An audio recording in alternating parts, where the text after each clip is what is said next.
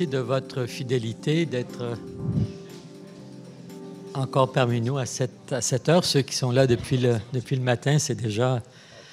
J'ai entendu beaucoup de choses. Alors, il s'agit de la séance de clôture de cette journée, qui est une... On avait prévu une table ronde. C'est plutôt une table longue, je dirais, qu'une table ronde dans ce cas-ci, avec trois invités qui poursuivent dans la sélection que j'ai faite, l'idée justement d'ouverture. C'est une fausse conclusion qu'on va vous proposer dans la mesure où on va aussi amener de nouveaux propos et donc continuer à ouvrir cette discussion qui était déjà très ouverte. Et quand je vous disais ce matin que ce serait frustrant et enrichissant, je pense que vous comprenez le sens de ce que je voulais dire, parce que c'est un sujet qui est extrêmement riche et dont on aurait encore beaucoup parlé. Vous comprenez que dans le discours que nous relatent les médias sur les ateliers présentement, qui a beaucoup à voir avec la question du logement, de la difficulté de se loger, une question très importante et comme on l'a vu, qui traverse le 20e siècle et également le 19e. Nous, on peut le voir par l'étude historique. Il me semblait important de mieux comprendre pourquoi c'est aussi important d'avoir un atelier, pourquoi c'est aussi important ce lieu-là, et donc de revenir plutôt, bien qu'on va l'évoquer maintenant, cette question de la précarité des ateliers, de revenir sur le fondement, l'essence, l'importance centrale de l'atelier dans la création. Et donc, avec moi cet après-midi, j'ai le plaisir d'accueillir Anna Klaus, immédiatement à ma droite. La salle penche à gauche, mais mes invités sont à droite. Gilles Daigneault et Gilles Renaud. D'abord, vous connaissez tous le travail d'Anna Klaus, mais je me permets de la présenter quand même. Donc, qui est une artiste anglophone, mais ça ne s'entend pas, d'origine Ganyangé Aga, Mohawk, membre de Tiendinga, Mohawks de la baie de Quinte. Elle, lui, travaille à Tiohtià:ke, Montréal, donc, depuis 2001. Elle est diplômée de l'Ontario College of Art and Design et de l'Université Concordia. Elle a participé à des expositions à travers l'Amérique du Nord, ainsi qu'en Allemagne et en Suisse, et ses œuvres se retrouvent dans plusieurs collections publiques au Canada et dans le monde. Parallèlement à sa pratique artistique, elle siège au Conseil des directeurs du Conseil des arts de Montréal. Depuis 2012, elle enseigne l'art autochtone contemporain à Odanak, l'unique institution postsecondaire autochtone au Québec, donc à Kiuna, Odanak. Gilles Daigneault, je me permets de le présenter quand même s'il n'a pas besoin de présentation. C'est la mémoire vive de l'art moderne et contemporain à Montréal depuis 50 ans, presque.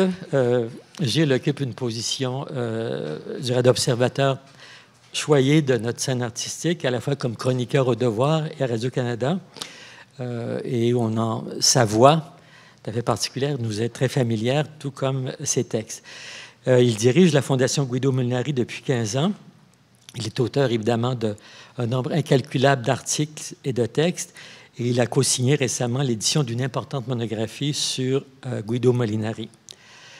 Gilles Renaud, au centre, donc suite à une formation de carrière en droit, il a choisi d'œuvrer dans le milieu culturel dans le milieu des années 90, notamment auprès des arts de la scène. Depuis 2011, Gilles Renaud est directeur général d'Ateliers créatifs Montréal, un ONBL dont la mission est de développer et de préserver les lieux de travail et de création qui soient abordables, adéquats et pérennes pour les artistes, artisans et organismes culturels sur le territoire de Montréal. L'organisme est aujourd'hui propriétaire, il aura l'occasion de nous en parler, propriétaire, locataire à long terme et gestionnaire de 300 000 pieds carrés, de quoi faire rêver Alain Paiement, dédié aux ateliers d'artistes. Monsieur Renaud fait partie du groupe de travail sur les ateliers d'artistes et a siégé au sein de plusieurs conseils d'administration aux tables de concertation pour le milieu culturel et le développement local. D'entrée de jeu, donc, avant d'entrer dans des questions plus spécifiques, j'aurais envie de leur demander à chaud les réactions. Qu'est-ce que vous retenez de nos 3 séances de travail jusqu'à maintenant, en quelques mots? Messieurs, dames. Les Gilles ou Anna? Je peux me lancer. Il y a quelqu'un qui a mentionné tantôt un remerciement, en fait, pour avoir eu l'occasion de sortir de son atelier. Je vais dire la même chose pour avoir eu l'occasion de sortir de mon bureau. Je peux dire, c'est une journée, en fait, je suis tellement heureux de m'être donné le luxe d'être ici aujourd'hui. Une journée au complet. J'ai trouvé ça à la fois un mélange académique, de poétique, de créatif, d'émotif, tous les témoignages qu'on a entendus. Et c'est très rafraîchissant pour moi qui fais de la gestion, qui développe des planchers, qui s'assure qu'il y a assez de papier toilette partout. C'est une image que je vous donne, mais c'est la réalité qui est nécessaire, en fait, pour les ateliers d'artistes, pour les protéger. C'est imparfait, ce qui est fait, mais d'entendre aujourd'hui le regard, en fait, de ceux qui créent, des artistes et de ce qu'ils vivent et de ce qu'ils voient dans leur lieu, c'est bouleversant à certains égards pour moi.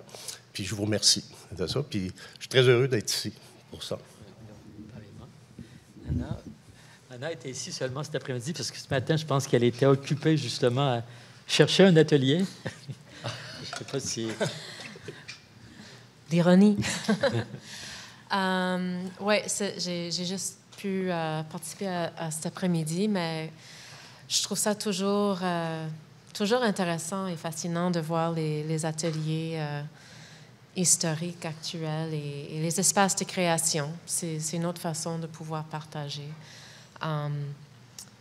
Je me présente toujours un peu en tant qu'artiste que quelqu'un qui travaille dans la répétition, dans l'accumulation et le processus. Et je dirais, après avoir vu l'atelier de Sophie Jodoin, je ne peux pas tellement dire que je suis dans l'accumulation autant que j'aurais dit avant. Mais en même temps, j'adore. C'est super de voir tout ça. Gilles? Laurier, tu as déjà essuyé beaucoup d'éloges depuis le début de la journée, mais j'ajouterais que quand j'avais reçu le programme, je voyais la richesse, la diversité surtout des intervenants, des sujets. Je me disais, c'est bien, ça vient de partout, ça va aller partout, mais comment arriver à faire quelque chose d'un peu cohérent? Et on dirait que plus la journée avançait, plus on s'apercevait que tout rentrait dans les cases et tout. Et donc, ça fait partie, c'est le génie de Laurier, autant quand il fait des textes que quand il fait des expositions, on a l'impression que ça part de toutes sortes d'endroits et ça finit par converger vers quelque chose de toujours très, très intéressant. Je ramène tout à Molinari. Vous allez dire, je me rappelle, je parlais avec un des derniers assistants de Molinari qui faisait ses toiles à la fin, les losanges avec les petits carrés et tout. Et puis, donc, il me disait, ben Molly arrive avec un plateau où il y avait toutes les couleurs dans des pots maçons. Et puis, assez souvent, surtout à la fin, je disais, waouh, il vieillit, Guido, parce que ça ne marchera jamais, ça.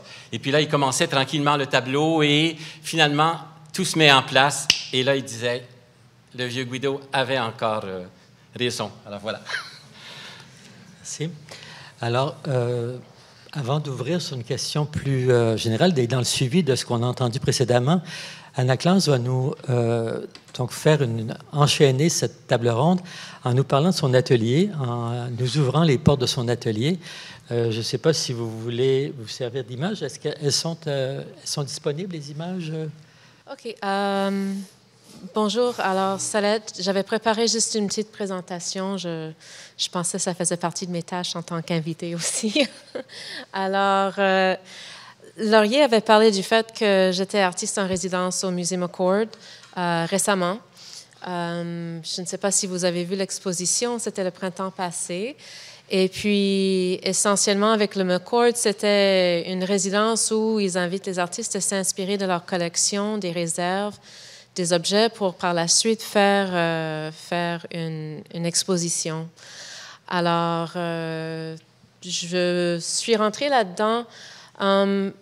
L'autre chose, c'est que dans le courriel que j'avais reçu, ça parlait du fait que c'était un peu à l'extérieur de l'atelier habituel, ce travail. Alors, c'était peut-être intéressant pour une autre perspective, mais ça m'a fait rire un peu parce qu'en fait, oui, les rencontres avec les objets, c'était à l'extérieur de l'atelier, mais en même temps, alors, bien que le genèse, le début des œuvres s'était fait avec les recherches au musée, c'est certainement un travail d'atelier qui s'y imposait par la suite. J'avais besoin d'un espace où créer ça.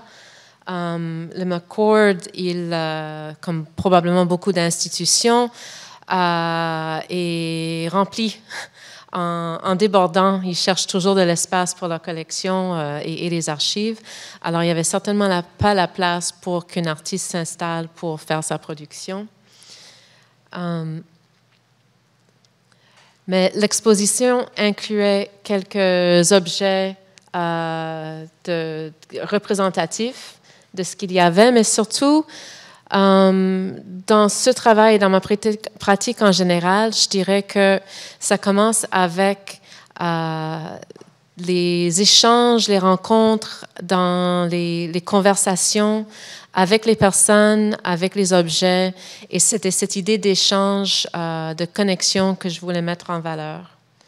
Alors ici, c'était quelques-uns des objets pour montrer. Il s'agit d'une couverture de porte-bébé, des jambières de femmes et des petites sacoches qui sont faites plutôt comme souvenirs, mais avec le perlage qui est très distinctif pour les Iroquois, les Haudenosaunee, du parti de l'Est, d'où nous sommes maintenant. Et puis, mon but était de les animer, de les mettre en conversation avec les œuvres que je créais et les œuvres qui existaient actuellement. Alors, ici, c'est un exemple d'une œuvre qui s'appelle « Châle de danse pour la femme du ciel », où j'ai pris les images numériques et je les ai fait imprimer sur un genre de film acétate et c'est mis suspendu pour que ça bouge, ça flotte un peu en l'air. J'ai choisi celui-ci en particulier parce que je suis connue un peu pour faire des installations suspendues, un peu nuageux. Souvent, les gens se demandent comment ça se fait. C'est définitivement un travail d'atelier.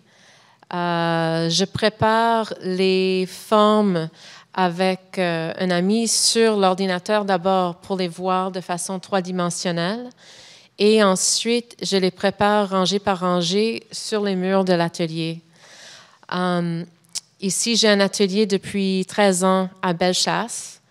Et puis, je le partage, le local, avec 3 autres personnes. Je trouve que c'est bien parce qu'on a notre propre espace, mais en même temps, on peut s'échanger les idées sur les techniques, les méthodes de comment faire. Mais surtout pour ce genre de travail, c'est très basé dans le processus de planifier ce qu'il faut faire à chaque étape et c'est construit de façon très modulaire. Je ne vois pas les œuvres avant que ce soit installé en galerie en format final. C'est vraiment section par section. Alors, les murs deviennent un genre de grandes grilles numérotées et les différentes pastilles ou rondelles sont filées sur les fils et numérotées. Et ensuite, une fois qu'une section est terminée, c'est rangé dans une boîte pour faire place à la prochaine section. Alors, c'est juste pour dire, c'est peut-être 300 pieds carrés l'espace et oui, depuis 13 ans, c'est bien rempli. Mais l'autre mur, dans ce cas-ci, ça servait pour les couvertures. Il y avait des épingles en cuivre qui étaient insérées dedans. Ceci s'appelle l'échange et cérémonie. Et ça, c'était inspiré, c'est connecté au McCord dans le fait qu'ils ont les ceintures wampum. Mais ici, c'est des couvertures qui étaient dans le modèle des couvertures de traite qu'on trouverait un peu plus dans l'Ouest. Et les symboles de wampum sont tracés par les épingles en cuivre. Et c'était l'idée de chercher un genre de langage écrit versus langage oral, qui serait une mode de communication. Alors, comme j'ai dit, c'est Bellechasse. Je connais Gilles, qui était en train d'agir pour nous avec le propriétaire pour essayer de voir si on pouvait faire une genre d'entente. Et je sais j'étais contente de le voir ici parce que là, je sais qu'il va en parler plus. Mais oui, justement, il faut trouver un nouvel espace. Et c'est un peu ça la réalité que je vis en ce moment avec l'atelier. Voilà. Le travail d'Anna, ça m'intéressait qu'on entende aujourd'hui sa présentation, puisque chez beaucoup de créateurs autochtones, il y a cette capacité de connecter avec une tradition, avec une histoire, avec des mythes. Un aspect qu'on trouve peut-être moins chez les créateurs blancs, chez les Canadiens, les Québécois. Et dans cette recherche sur l'atelier, vous avez compris que je cherche à connecter l'histoire, en fait, à créer un fil historique, même s'il y a des différences, il y a des spécificités aux pratiques d'atelier à différentes époques, à la fois dans le résultat et dans la nature même d'atelier, dans la spécificité de l'atelier. Il m'apparaît important de comprendre justement la place centrale qu'ont occupé les ateliers dans la création. Lorsque je faisais ma thèse sur des artistes du 19e siècle, je dirais que le propos s'est complètement déplacé lorsque je suis passé des œuvres à l'atelier, parce que j'étudiais les tableaux, leur iconographie, leur histoire, etc. Mais à partir du moment où je me suis posé la question, mais dans quel contexte, où est-ce qu'ils étaient pour faire ces grands tableaux? Comment est-ce qu'ils s'installaient? Avec quoi est-ce qu'ils travaillaient? Je dirais que le propos s'est déplacé et, pour répondre à une question qu'on a entendue plus tôt, justement, la connaissance de l'atelier est devenue un élément interprétatif extrêmement important. Donc, pour passer de cette réalité, en fait, de tout ce qu'on a entendu aujourd'hui sur l'importance du lieu de l'atelier, qu'il soit un lieu mental, un lieu intérieur, un atelier intérieur, comme on l'a beaucoup entendu, à la réalité, Monsieur Gilles Renaud va nous présenter justement un peu un portrait actuel de la situation des ateliers à Montréal et des difficultés qui se posent pour les créateurs aujourd'hui. Oui, un élément que j'ai trouvé très intéressant, en fait, même quand on partait tantôt dans les présentations de 1800 jusqu'à aujourd'hui, il y avait souvent la notion de mise en commun, de regroupement. La pratique d'art visuel va être souvent solitaire, mais de regrouper pour des raisons de synergie, de stimulation, mais également de coûts. Partager des coûts, avoir accès à des outils mutualisés, en fait. Fait que ça se fait de tout temps, des fois pour des raisons économiques. Ce qu'on assiste à Montréal, en fait, c'est comparable dans toutes les métropoles culturelles à travers le monde. L'exode des ateliers d'artistes à cause de la spéculation, à cause des conversions en condos, pour toutes sortes de raisons, qui est un phénomène naturel. Comment on le gère, c'est pas comment on l'empêche, c'est comment on peut le gérer. Nous, on existe, Atelier créatif, comme au BNL, depuis 12 ans. On est né d'une crise, à l'époque, qui était l'usine Groover. Certains connaissent peut-être.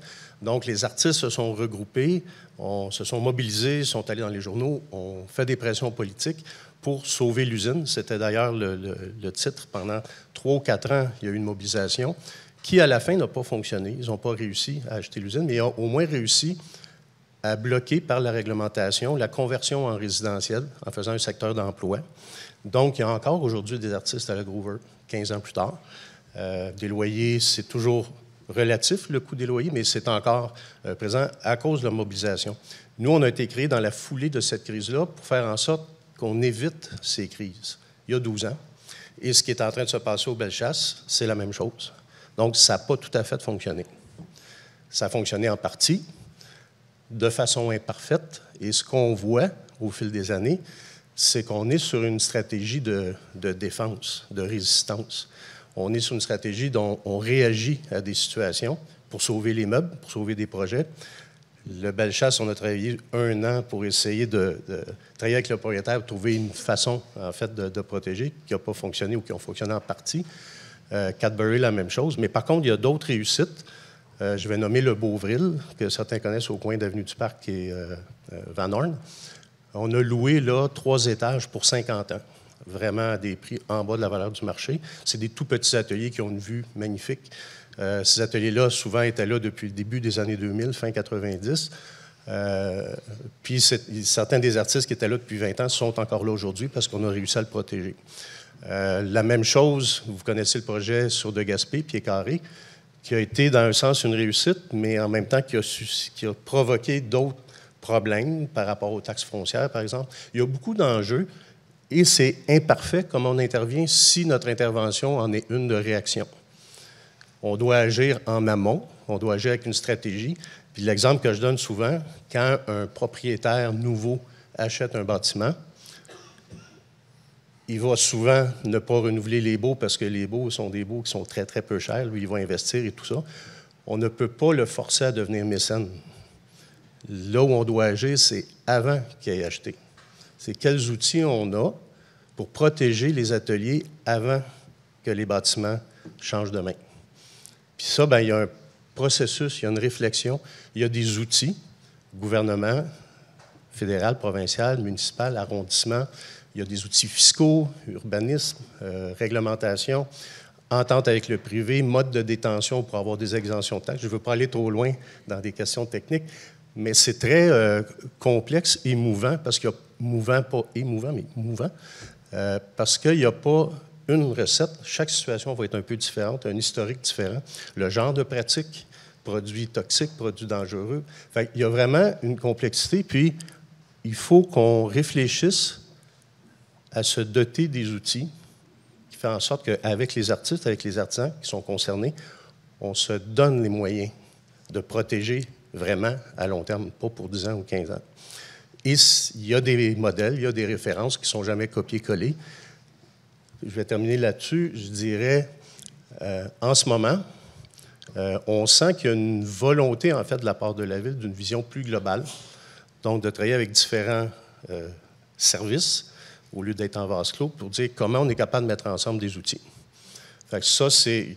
Disons que la réflexion est là, les gestes n'y sont pas encore, puis nous, on veille au grain avec d'autres. Mais on est encouragé, je dirais, après avoir passé des années d'exploration, d'échecs, d'erreurs, de réussites, d'imperfections, comment on apprend de ça. Et c'est là qu'on doit aller, puis c'est là qu'on doit travailler aussi avec les artistes, avec les artisans. Nous, Ateliers créatifs au BNL, on a 6 projets différents dans 4 arrondissements. Ça représente beaucoup de choses, beaucoup de pieds carrés, beaucoup de pratiques différentes. Mais on souhaite aussi qu'il y ait d'autres types d'interventions que la nôtre. Donc, des projets, des artistes qui se mettent ensemble, qui partent une coop, qui achètent une propriété parce qu'ils ont de l'aide pour le faire. Ça va créer un écosystème auquel nous, on veut participer également. Je vais arrêter là pour tout de suite, puis... On va ouvrir à vos questions dans quelques minutes. Est-ce que vous pouvez nous dire un mot de l'enquête que vous avez que vous avez menée avec la Ville ce printemps sur la situation des besoins des artistes? Je pense qu'elle portait là-dessus. Oui, rapidement. En fait, il y a eu, à l'automne dernier, quand on parlait du Milex, du Myland, le Bellechasse, Cadbury, Waverly, il y a eu beaucoup de transactions qui ont mis en péril, en fait, de nombreux ateliers. Et il y a eu une mobilisation très forte de la part des artistes, chacun dans son coin. Il y a eu l'organisme Nos Ateliers qui a agi là-dessus. Nous, on a été présents. Et la mobilisation, je dirais, a été positive, dans le sens qu'elle n'était pas pour dire tout va mal, la Ville ne travaille pas, les propriétaires ne nous respectent pas. Ça a été, on veut faire partie du développement. On veut être présent dans les quartiers, on ne veut pas être poussé plus loin. Et comment on agit? Et suite, ça a amené la Ville, en fait, à faire un sondage sur l'état des lieux. Donc, un genre de cartographie qui avait déjà été faite en 2006, mais qui est une mise à jour, en fait. Donc, où sont les ateliers à Montréal où il y a des concentrations? Quelles sont les conditions? La durée des baux, le coût, etc. Et là où on devrait mettre des priorités, en fait. Là où il y a des lieux qui sont plus menacés que d'autres. Les bâtiments industriels qui sont intéressants à cause de la fenestration, de la structure, de la hauteur de plafond, sont en voie de disparition. Conversion en condo, intelligence artificielle, etc. Fait que comment on est capable de faire une veille, par exemple, suite à ce sondage-là, pour dire bien, lesquels on serait capable de protéger pour l'avenir, et non pas lesquels on est capable de réparer parce qu'ils ont changé de main. Mais disons qu'il y aura, on sait qu'il y a les rendez-vous qui s'en viennent au printemps. Il y aura sûrement, dans ce contexte-là, beaucoup de mises à jour, d'informations avec Culture Montréal, avec la Ville, avec d'autres partenaires. Disons que le rendez-vous sert de pression pour qu'on puisse dire des choses, dire des résultats, donner des outils, puis essayer de dégager une vision. Merci. Dernière question que j'aimerais adresser à nos panélistes, et comme je dis, on vous permettra de poser des questions, peut-être à l'ensemble des intervenants de la journée, aux personnes qui sont ici ce matin, cet après-midi à la table longue. Je vous ai dit que je me situais d'un point de vue historique, et une des situations qu'on remarque en visitant des ateliers d'artistes plus avancés dans leur carrière est la question qui se pose et après. Qu'est-ce que va devenir le fonds d'atelier? Que devient l'atelier? Est-ce que l'atelier a une vie après que je ne suis plus là? On connaît dans certains pays d'Europe et des États-Unis le phénomène des ateliers musées, donc des ateliers qui sont convertis en musées. C'était le projet qu'avait Madame Laliberté, probablement l'instigation de son mari, de transformer la maison de la rue Sainte-Famille en musée, ce qui ne s'est pas réalisé. Au Québec, on a l'atelier de Rodolphe Duguay à Nicolet et l'atelier de Guido Molinari, qui est en partie conservé, qui permet donc de pérenniser l'atelier. Mais il y a également le fonds d'atelier, toute cette production qui existe. Et donc, une question qui se pose et qui est intimement liée au développement de l'atelier est qu'est-ce qui se produit au moment où l'atelier n'est plus un lieu de production, en fait, doit trouver une nouvelle fonction, se régénérer, et quelles seraient les pistes, quelles seraient les solutions à apporter, à penser, à réfléchir, à développer pour permettre aux artistes, justement, de s'inscrire dans une réflexion sur le post-atelier, dans le sens, cette fois-ci, de l'atelier, une fois que l'artiste n'y est plus actif, soit pour des raisons de vieillesse, de maladie, ou suite à son décès. Peut-être que Gilles Daigneault a quelques idées à ce sujet. Peut-être. Oui, donc on m'a mis dans le défi qu'advient-il de l'atelier quand l'artiste est disparu. Je suis très conscient que je parle d'un cas très particulier, complètement différent des propos de mon collègue Gilles. Je vais donc vous parler d'un atelier qui a bien tourné. Pourrions-nous dire. En disant ça, qui a bien tourné, j'ai l'air de personnaliser l'atelier. Je vois Gilles Mialcine qui parle si bien de l'atelier. Je me rappelle, dans un catalogue, il avait, dans sa dernière exposition au Musée d'art contemporain, il parlait de l'atelier en le personnalisant encore plus. Il disait, moi, je me rends à l'atelier tous les matins, mais des fois, l'atelier n'est pas là. Alors, quand l'atelier n'est pas là, je fais ma journée, mais il ne se passe rien. Donc, j'aimais cette façon qu'il avait de personnifier l'atelier. Dans le cas de Guido, j'ai toujours pensé que ça serait bien que notre expérience suscite d'autres expériences analogues, dans la mesure où des personnes l'ont dit pendant la journée, que ce soit Sylvie ou Dominique, quelle chance les gens ont d'entrer dans un atelier, qu'il s'agisse de visiteurs de l'atelier ou, Sylvie disait, moi, quand des gens viennent dans mon atelier, c'est un cadeau. Bon, il y a une fascination fantastique pour les visites d'atelier de la part du public, et je vais parler 2 minutes pour évoquer une activité qui a eu lieu. Il n'y en a pas été question de la journée, et pour cause, parce que vous vous arrêtez en 80. Alors, en 92, 93, 94, 95, il y a un petit organisme qui s'était constitué, qui s'appelait Cobalt Art Actuel, et qui avait organisé chaque année, donc 4 fois, des expositions où il y avait 40 ateliers d'artistes qui étaient ouverts 2 week-ends. Et les gens faisaient la tournée des 40 ateliers. C'était extraordinaire. Ça avait été un succès instantané qui ne s'est jamais démenti. Ça s'est arrêté. C'est pas la première fois qu'il y a une activité culturelle intéressante qui tourne court. En tout cas, ça s'était arrêté. Et moi, j'ai vu Marie-Michel Cron tout à l'heure, qui était dans... Marie-Michel et moi, les 2 dernières années des ateliers Sexpo, c'est à nous qu'on avait demandé de choisir des artistes qui allaient ouvrir leurs ateliers pendant 2 week-ends. Alors, les gens avaient dit, on était jeunes dans le temps, enfin, Marie-Michel choisissait les jeunes, ils ont dit, Daigneault va choisir les vieux et ça va faire un mélange honnête. Alors, on avait fait ça. Et moi, je me rappelle très bien, j'avais dit, tiens, je vais demander à Molly parce que il me semblait qu'il était très convivial, il recevait des étudiants dans sa banque et tout ça, donc ça serait sensationnel. Mais je lui ai dit, écoute, tu n'es pas obligé d'accepter, je te le demande simplement pour que tu puisses jamais me dire, mais pourquoi tu ne m'as pas demandé? Donc, Guido, non seulement avait sauté sur l'idée, il avait dit, oui, mais je veux que le party d'ouverture, le premier jour, ça se fasse dans mon atelier, et pendant toute la durée des ateliers Sexpo, donc c'était 2 week-ends, il y avait des heures qui étaient prévues, mais Guido, ça dépassait largement, ça allait jusqu'à la brunante. Guido mettait personne à la porte, il les gardait encore un peu et ça se terminait. Bon. Alors, ce qui est intéressant, c'est que Guido savait comment... Il y avait un espace magnifique qui avait déjà toute une histoire, mais en plus, il animait. Donc, je disais, il recevait ses étudiants.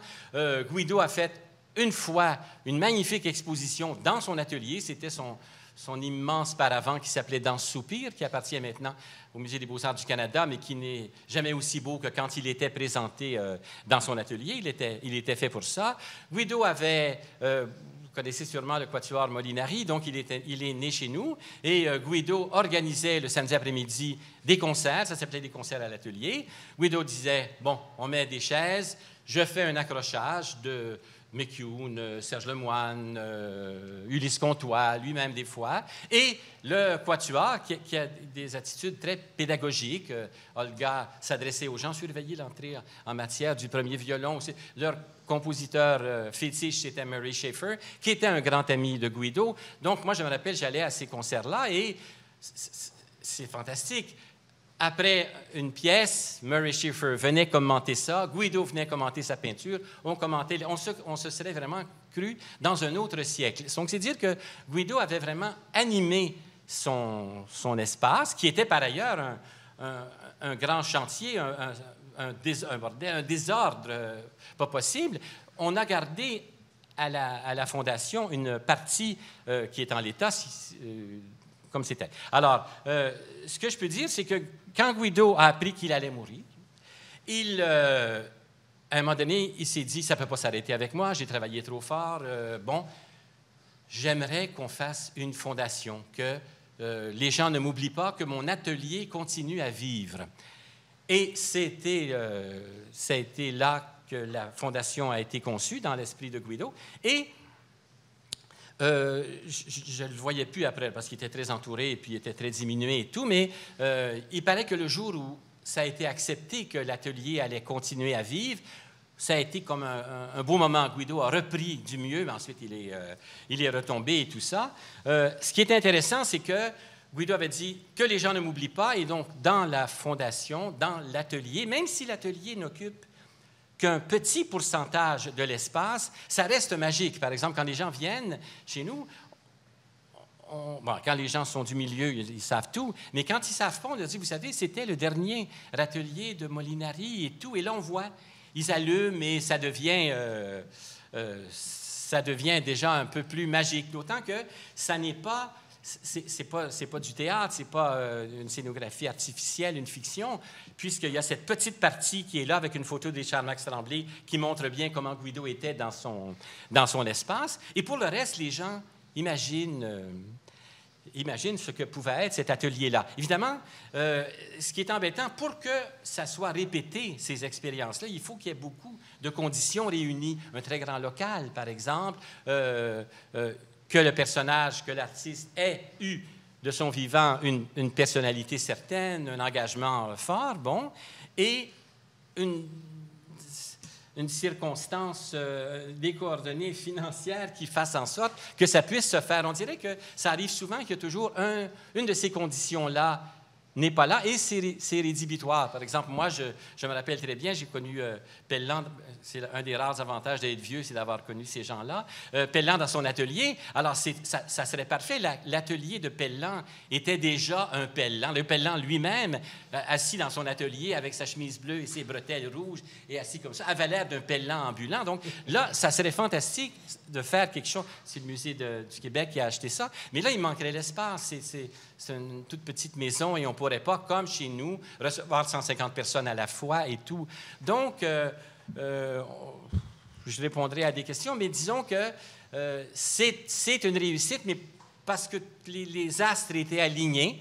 Et puis, ce qui est intéressant, c'est que chaque fois qu'on reçoit des gens à la Fondation, donc les œuvres de l'artiste invité jettent un autre éclairage sur les œuvres de Molly, et vice-versa. Et on a l'impression que la roue continue à tourner. Et Guido doit être très content parce que c'est comme s'il disait, oui, ça continue, après moi, c'est comme si j'étais toujours là. Et sûrement que ça va survivre à son directeur aussi. Donc, c'est là pour très longtemps. Voilà.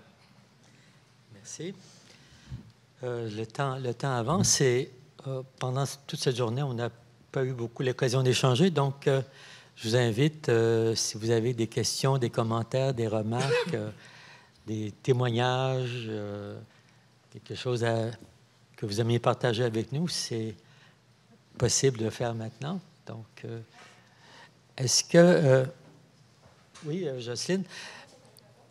Oui, non, en fait, j'aimerais juste, peut-être, avant de donner la parole, est-ce que, M. Renaud, par rapport à ce que propose Gilles, est-ce que c'est une question dont vous entendez parler ou vous êtes avec les jeunes toujours et donc il y a des problèmes de trouver un premier atelier ou de garder un atelier, mais est-ce que la question de la survie de l'atelier se pose parfois ou c'est pas quelque chose qui est encore dans la...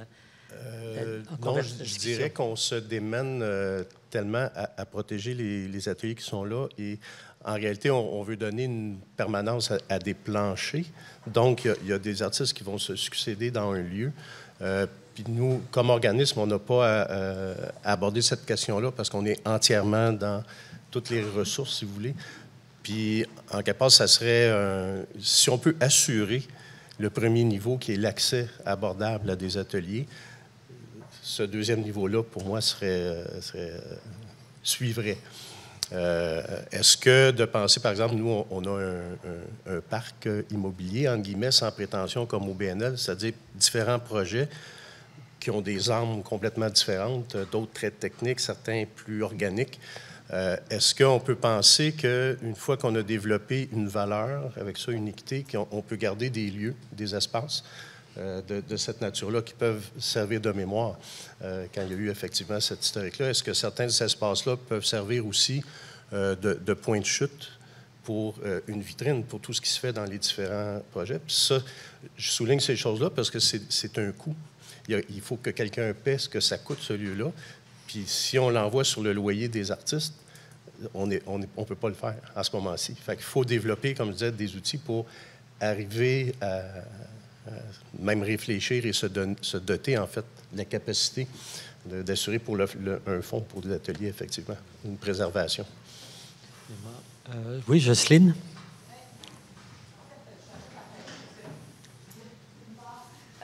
À l'adresse de M. Renaud, je voulais d'une part, à l'adresse de M. Renaud, dire à quel point j'ai été frappée quand j'allais à Paris ou ailleurs en France des ateliers, de ce que l'État consacrait comme atelier à prix modique, parfois des édifices neufs, parfois des ateliers déjà existants que l'État, mais avec tout le système, évidemment, de soumission de dossiers, puis d'acception, de refus de oui et de non. Mais comment ça se fait que l'État... C'est naïf, là, ma question. Comment ça se fait que l'État ne s'implique pas? Je vois à quel point vous travaillez au niveau municipal avec la ville, mais comment ça se fait qu'au niveau provincial, il n'y a pas eu... Est-ce qu'il y en a eu une implication? Mm-hmm. Je parlerai d'autres choses après, peut-être. Oui, il y en a eu, effectivement. En fait, c'est que plus on est loin du terrain, que ce soit au fédéral, au provincial, à la ville-centre, à l'arrondissement, plus on est prêt, plus il y a des outils qui sont utilisables. Au fédéral, on va développer des programmes patrimoine en immobilisation qui peuvent aider. Au gouvernement du Québec aussi, il y a eu au printemps dernier une annonce d'une enveloppe de 25 millions dédiée pour du développement ou protection d'ateliers d'artistes, mais au niveau d'immobilisation encore. La Ville va participer à ce fonds-là, puis donc c'est quelque chose qui va devenir utilisable. C'est pour 5 ans. Il y a déjà eu un fonds de 2012 à 2017 qui a permis de protéger environ 300 000 pieds à l'aide de fonds publics du provincial et du municipal. Si on pense à Paris, Berlin, Londres, New York, on est en lien avec d'autres organismes comme le nôtre, qu'on appelle Studio Providers, encore une fois, mais dans des villes où il y a une pression immobilière beaucoup plus forte qu'à Montréal. À Londres, par exemple, il n'y a pas un pouce carré de disponible. Quand il y a un nouveau projet qui se passe parce qu'il y a eu un incendie en quelque part, puis on reconstruit. Et aujourd'hui, les promoteurs privés, quand ils ont un projet de développement, ils appellent des organismes comme le nôtre pour leur dire, est-ce que vous voulez faire partie de notre projet? Est-ce que vous voulez être propriétaire d'une partie ou avoir une entente? C'est inclus maintenant. Il y a eu des années de travail. Il y a eu de la réglementation qui a amené tout ce développement-là. À Montréal, on commence à avoir une pression immobilière très forte. On voit toute la hausse des prix, en fait.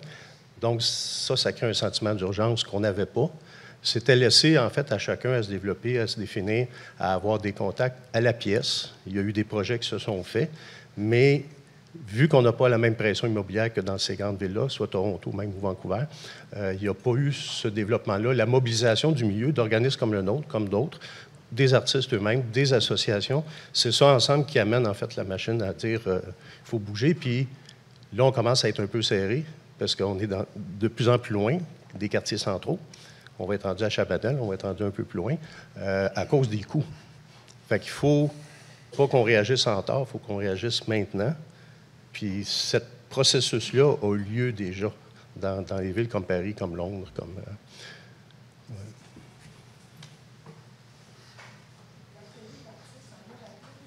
Oui. Après son décès, bien, j'ai connu ça. Rapidement, je veux juste dire que l'atelier ne demeure pas à l'identique. C'est pas un musée. Enfin, nous, ce qu'on a vécu là, dans l'atelier de Robert Wolfe, c'est qu'après le décès de l'artiste, ça change. À moins de vouloir le chosifier, de pouvoir... et la formule de la Fondation Molinari est merveilleuse, mais quand tu as un atelier à la campagne, dans une maison privée, tu ne peux pas faire un musée avec ça. Et c'est aussi très lourd que de laisser l'atelier dans l'état. Et c'est aussi pratico-pratique, de manière pratique. Au décès de Robert Wolfe, l'atelier était un fouillis indescriptible. En fait, c'était merveilleux comme ça, là. C'était le lieu de création. Donc, les œuvres étaient assez mal, entreposées. Et à son décès, l'immense table de travail avec tous les pots de peinture, les pinceaux, qui étaient magnifiques, on a dû l'enlever pour aménager mieux l'espace, pour mieux conserver et sortir et regarder les tableaux et travailler avec des musées et monter une rétrospective avec Laurier Lacroix comme commissaire. Rétrospective, lors de laquelle a été utilisée une partie tout de même de l'atelier. Le grand mur, là, avec tous les fantômes de tous les dizaines et dizaines de tableaux réalisés dessus, peints dessus, a été transporté à la Grande Bibliothèque. Alors, dans ce cas-là, vous voyez, c'est sûrement différent pour chaque cas, chaque atelier d'artiste, la preuve, la Fondation Molinari. Mais pour ce qui est de l'atelier de Robert Wolfe, maintenant, c'est encore l'atelier.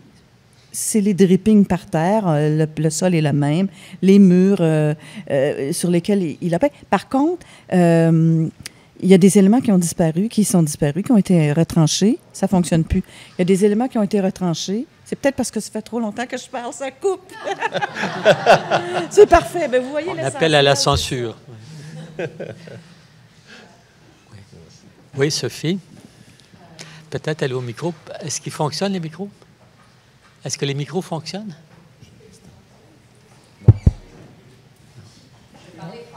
Oui. C'est le... Ah, je l'ai...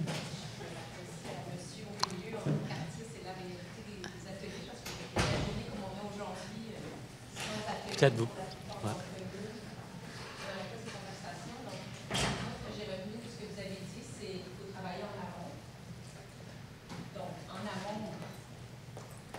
Qu'est-ce qu'on fait? J'ai appris récemment, je pense, juste 2-3 jours, qu'un autre coédifice, je pense que sur Casgrain, vient d'être vendu, puis bon, dedans, on va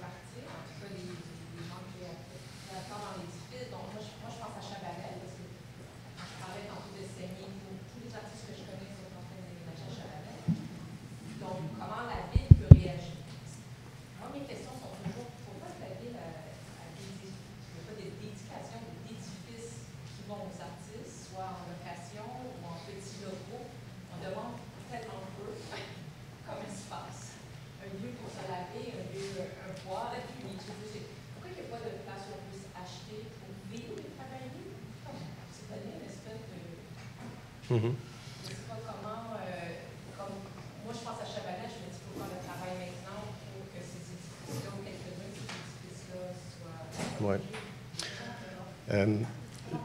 Je veux pas parler au nom de la Ville, c'est sûr. Je peux parler, par exemple, des échanges ou de ce qui s'est fait dans les dernières années dans notre travail en échange avec la Ville, donc notre perspective. Si on prend juste la parenthèse de Chabanel, ce qu'il faut, que ce soit à Chabanel ou ailleurs, en fait, si on fait une entente qui a une limite dans le temps, quand même c'est dans 15 ans, on va le perdre. Ce qu'il faut faire, c'est de donner une pérennité à ce qu'on fait. Donc, la solution d'un bâtiment qui appartient au public, ça peut être la Ville, ça peut être le gouvernement, ça peut être la commission scolaire. Il y a ce qu'on va appeler des bâtiments excédentaires qui peuvent être utilisés en partie pour des ateliers d'artistes, mais il y a toute une question après ça, c'est à quel coût, c'est dans quel état, la mise aux normes, qui va le payer. Une fois que c'est fait, qui va l'entretenir? C'est des questions très pratiques, mais qui sont des fondamentales dans ce genre d'approche-là. Parce qu'on peut avoir le bâtiment, mais après ça, est-ce que dans 10 ans, il est encore bon? Est-ce qu'on a mis de côté l'argent pour remplacer le toit quand ça va couler? Ou est-ce qu'on va retourner à la Ville ou au gouvernement? Puis, fait qu'il y a toutes ces questions-là. Puis, qui est responsable entre-temps? Est-ce que c'est des artistes individuels qui ont chacun une entente? Est-ce qu'ils sont regroupés avec un organisme, une coop, peu importe? Fait que c'est tous des éléments. En ce moment, ça fait partie des solutions sur la table. Quand je parlais d'outils puis d'agir en amont, un élément parmi 22, ça va être des bâtiments excédentaires, que ce soit le gouvernement, commission scolaire ou la Ville, mais en même temps, comment répondre aux questions que j'ai soulevées, comment s'assurer qu'on va pérenniser vraiment, qu'on ne va pas le fragiliser parce qu'on ne sera pas capable d'entretenir, par exemple. À quel coût on va donner. Je vais donner l'exemple, par exemple, des Sœurs de la Miséricorde. Je ne sais pas si vous connaissez, entre René-Lévesque, la Gauchetière, Saint-Hubert et Saint-André. C'est un ancien centre où il y avait les enfants de Duplessis, en fait.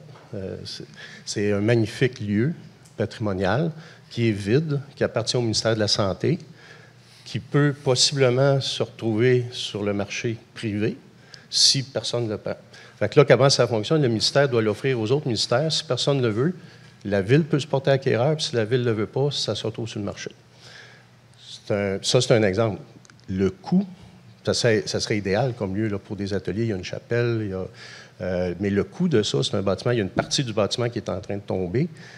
C'est les coûts astronomiques. Si on a des fonds, par exemple, du provincial, comme là, il y a une enveloppe de 25 millions, si on veut réhabiliter ce projet-là, on va mettre pratiquement toute l'enveloppe, puis on n'en fera pas d'autres. Est-ce qu'on est mieux de choisir des bâtiments qui vont demander moins de fonds, mais on va en faire plus? C'est tout. Puis il n'y a pas une personne qui va le décider. D'où l'importance, en fait, il y a les associations, il y a nous, il y a les artistes, comment on le réfléchit, puis comment on fait nos représentations, comment on influence ceux qui décident à tous les niveaux. Mais pour moi, il faut avoir un discours qui est pragmatique, qui est factuel, qui est réaliste pour y arriver, et non pas de réaction. Qui est souhaitable aussi, la réaction, je ne suis pas en train de dire, parce que les articles dans le journal, c'est nécessaire. En ce moment, ce qui se passe avec Bellechasse, ce qui se passe ailleurs, il faut que les gens le sachent. Il faut qu'il y ait une pression pour ça. Je ne sais pas si ça...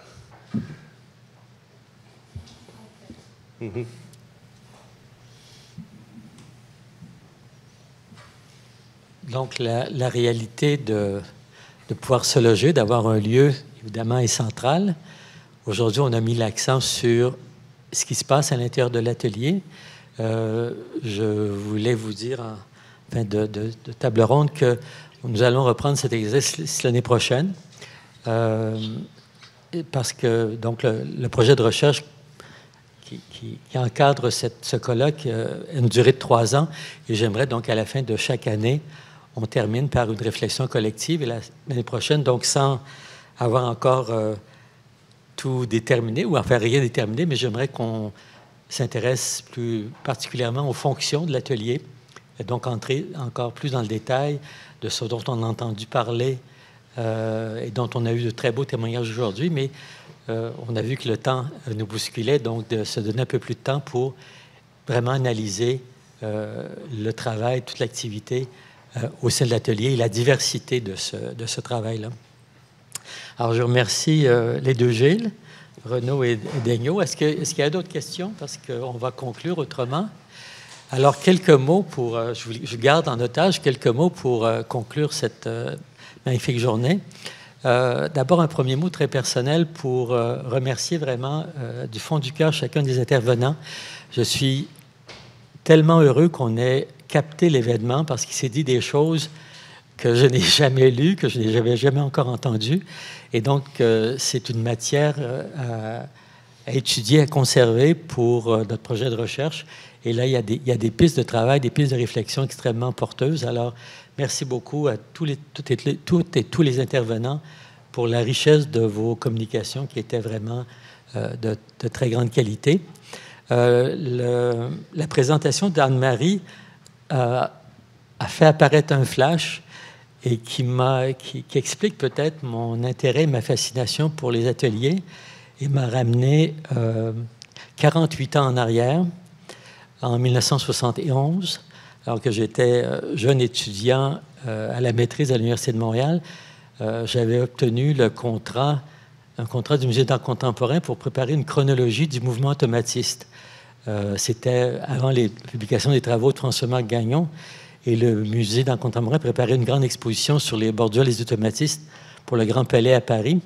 Et Henri Barras m'avait confié, le Cheap Labor déjà à l'époque, de faire cette chronologie qui m'avait forcé, mais avec quel plaisir, à rendre visite à Marcel Ferron, à Françoise Sullivan, à Fernand Leduc, à Jean-Paul Mousseau, pour recueillir des informations de première main, parce qu'il y avait déjà un certain nombre de mythes et d'erreurs sur la chronologie du mouvement. Donc, on voulait rectifier pour cette chronologie. Et donc, probablement que mon coup de foudre pour les ateliers remonte, comme pour Anne-Marie, à ce moment privilégié où, encore jeune, on a l'occasion de rencontrer dans le lieu de travail un artiste, une artiste. En vous entendant aujourd'hui, j'avais l'impression que l'histoire des ateliers à Montréal, c'était l'histoire des déménagements. Et donc, ce serait une histoire parallèle à écrire toutes ces modifications dans l'espace, dans l'urbanisme, dans la ville. Et donc, c'est une des choses que l'on suit à la piste avec toute la recherche qui est faite sur les adresses, les lieux où habitent les artistes, où sont trouvés les ateliers, afin de voir justement cette mouvance, comment cette gentrification du 19e siècle a amené les artistes à quitter le Vieux-Montréal pour monter et se rendre justement aujourd'hui dans le Malex et plus loin encore dans la ville pour trouver des lieux où se loger à moindre coût. Je pense que la question de l'atelier comme autoportrait qui a été soulevée, on la retrouve déjà beaucoup dans la littérature. Beaucoup d'artistes ont réfléchi sur cette question-là, ont montré comment l'atelier les modelait autant qu'ils fabriquaient eux-mêmes leur atelier. Et on voit comment l'histoire de l'art également refaçonne ce portrait-là et s'en sert pour construire son propre récit. Et donc, ces interrelations entre l'artiste, le lieu dans lequel il crée et comment cette adéquation se joue et l'importance que le lieu occupe dans la création qui est un peu un espace de travail dans lequel on s'occupe au cours des prochaines années. Alfred Laliberté disait, Alfred Laliberté toujours lui, disait « Je pense avec mes mains ». Il se décrivait comme un artisan auprès de ses amis, c'est les témoignages que l'on a. Et donc, la question que soulevait M. Andrus sur quelle est la nature du statut de la personne, et je dirais que c'est la raison pour laquelle, quand vous avez vu dans le panorama que vous a présenté Christophe, à cette étape-ci, l'équipe de recherche, on n'a pas ségrégé, pas fait de ségrégation entre les peintres, les artistes beaux-arts et la communauté générale. Donc, ça va nous permettre, je pense, d'obtenir un portrait plus global, justement, des communautés artistiques à différents moments de l'évolution du Québec. Je ne crois pas qu'en 3 ans, on a réussi à analyser tous ces résultats-là, mais la banque de données sera disponible. Et donc, libre à vous, toutes et tous, de venir épuiser pour poursuivre vos propres recherches, vos propres réflexions sur justement le développement de ces ateliers dans le temps. Et comme je le disais d'entrée de jeu, même si au plan de la recherche, on s'arrête en 80 parce que, à cause justement de la question des fonctions de l'atelier qui se modifient grandement à ce moment-là, il reste dans les invités qu'on a eus aujourd'hui, comme vous l'avez remarqué, des questions plus centrales, plus fondamentales sur la nature, l'importance, le rôle de l'atelier, continue de nous préoccuper, préoccupe, en fait, sur centrale pour les artistes, mais elle l'était également au 19e et plutôt au 20e siècle. Et donc, c'est cette place-là, finalement, qu'on voudrait essayer de comprendre et d'interpréter. Est-ce que, Dominique, tu aimerais ajouter quelque chose? Dominique, pardon, oui, tu es là. Est-ce qu'il y a... je pourrais ajouter un mot de la fin au mot de la fin? Moi, je pense que ça a été très...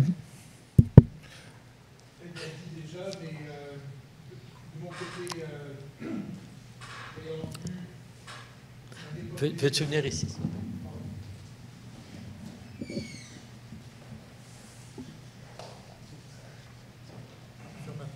Table. et en témoigner, voilà, de l'épopée de l'équipe de recherche en histoire de l'art du Québec et le laboratoire qu'on a mis en place. Ce laboratoire qui est actif depuis 6 ans déjà et pour lequel ceci est le 2e projet formel qui s'y inscrit, de voir à quel point la communauté de recherche, la communauté artistique, la créatrice, la communauté étudiante, la communauté des collègues. En fait, c'est une grande communauté qui, ensemble, est en orbite, partage l'orbite, est l'orbite même de ce qui est possible avec un laboratoire qui est un ensemble de données, une base de données, etc. Mais c'est aussi un lieu de pensée, un lieu de réflexion, un lieu d'imagination historique. Et l'imagination historique que le laboratoire rend possible n'est possible que par des artistes qui viennent contribuer leur réflexion, que par des chercheurs qui posent des questions, que par des moments comme celui-ci qui nous permettent d'arrêter ce luxe d'une journée, justement, extrêmement précieux, absolument incontournable et nécessaire. C'est de pouvoir tout arrêter pour un moment pour savoir ensemble qu'est-ce qu'on pense, qu'est-ce qu'on connaît et qu'est-ce qu'il faut aussi encore comprendre. Et donc, au nom de toute cette épopée qui a formé et qui continue à former le laboratoire, j'aimerais remercier, moi, à mon tour, l'ensemble des gens qui ont rendu possible aussi la journée, les gens du CRILC qui ont été avec nous, les gens de l'audiovisuel, merci énormément. Ça a été une contribution très précieuse et nous vous en sommes très reconnaissants. Et comme l'a dit Laurier ce matin, nous sommes très reconnaissants aussi au département d'histoire de l'art et la faculté des arts pour leur soutien. Mais surtout à vous tous d'avoir été présents et présentes. C'est très important et espérons que nous nous retrouverons donc dans 1 an et 1 an après ça et sur tous les lieux d'ateliers qui nous attendent. Merci de nous les avoir ouvertes aujourd'hui dans l'histoire et dans l'aujourd'hui.